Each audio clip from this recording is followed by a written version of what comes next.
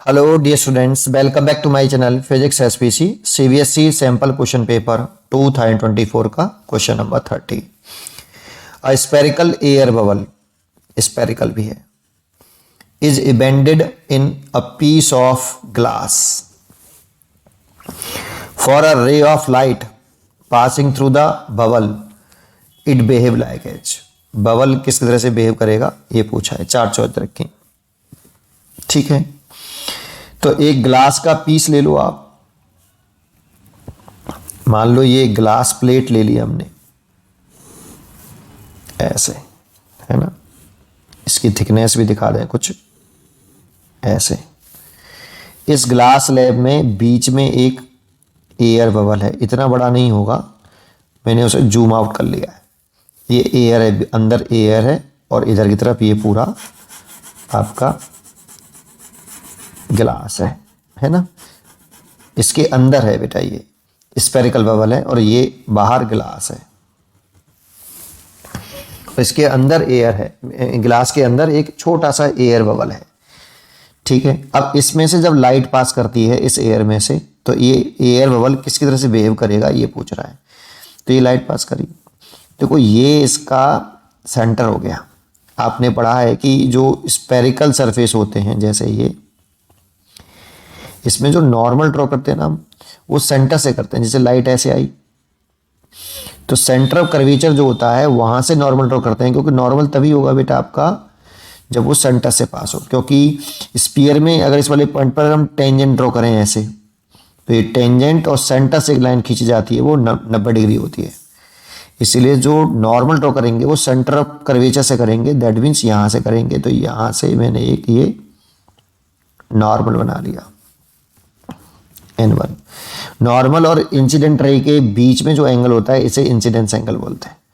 अब देखो ग्लास से लाइट एयर में जा रही है, that means optically denser medium to rare medium.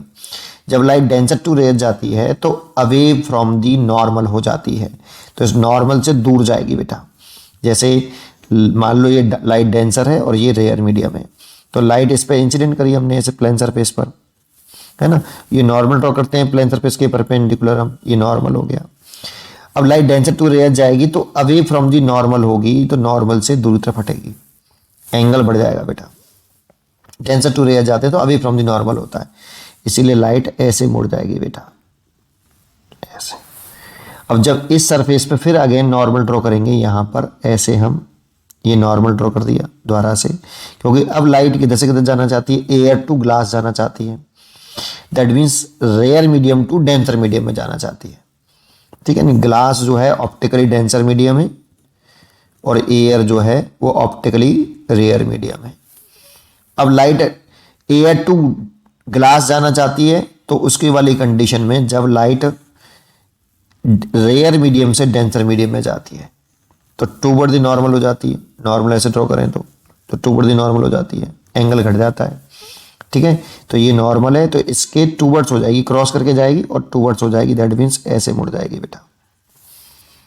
एक रेज और निकाल दें हम यहाँ से, ये इंसिडेंट रे, और इस पर भी नॉर्मल ड्रॉ कर लें यहाँ से ऐसे, तो ये toward the away from the normal होगा, लाइट डेंसर टू रेयर जाती, अवे फ्रॉम दी नॉर्मल कुछ इस तरह से मुड़ जाएगी बेटा। ये नॉर्मल है ना ये वाला, इससे दूर की तरफ हटेगी, देखो दूर की तरफ हटी है, नॉर्मल फिर यहाँ पर ड्रॉ कर लो।